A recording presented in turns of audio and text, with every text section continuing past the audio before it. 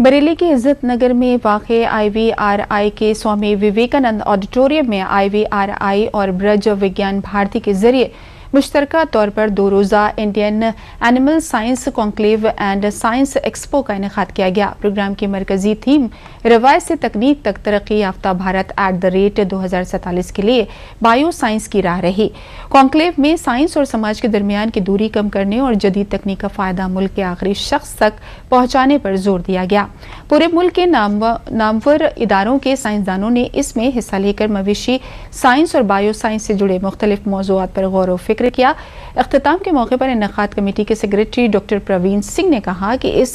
Stage पर कसीरुल मकासद नजरिए के सख्त गौर ख्वाज हुआ, जिससे मवेशी परवरी के फरोग और मुल्क की तरक्की के नए मौके सामने आए हैं। ब्रज विज्ञान भारती के zonal organising secretary Ashutosh Singh ने हिंदुस्तानी मवेशी परवरी की रिवायत को जदीद बनाने की जरूरत पर जोर दिया। इफ्तिताही सेशन में उत्तर प्रदेश गौ सेवा कमीशन के नायब सदर राजेश सिंघल ने गाय की नस्ल को तवानाई के बहरान के तस्फिये में अहम बताया।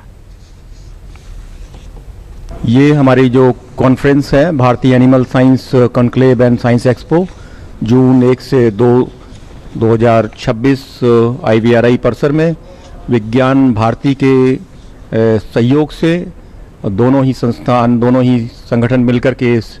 कॉन्क्लेव को ऑर्गेनाइज किया है। और इसमें जो हमारा बेसिक थीम था कि किस तरीके से ट्रेडिशन से टेक्नोलॉजी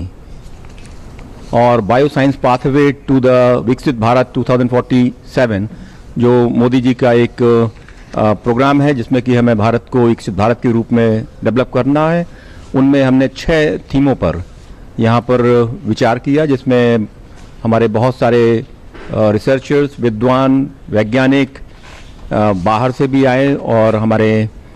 जो PhD के छात्र हैं, मास्टर छात्र हैं, उन्होंने भी अपने शोध और अनुसंधानों को यहाँ पर प्रस्तुत किया है। भारतीय एनिमल साइंस कॉन्क्लेव नाम से ये स्पष्ट होता है कि जो भारतीय पशुधन की परंपराएं रही हैं उसको आज के वर्तमान परिदृश्य से कैसे जोड़ा जाए, इस दृष्टि को ध्यान में रखते हुए tradition to technology the bio science pathway to Viksit Bharat 2047 इस प्रकार की एक थीम ली गई और इस थीम पे हमारा 2 दिवसीय कॉन्क्लेव आयोजित किया गया। और यह कॉन्क्लेव ICR IVRI इज्जत नगर बरेली एवं विज्ञान भारती के संयुक्त तत्वाधान में आयोजित किया गया।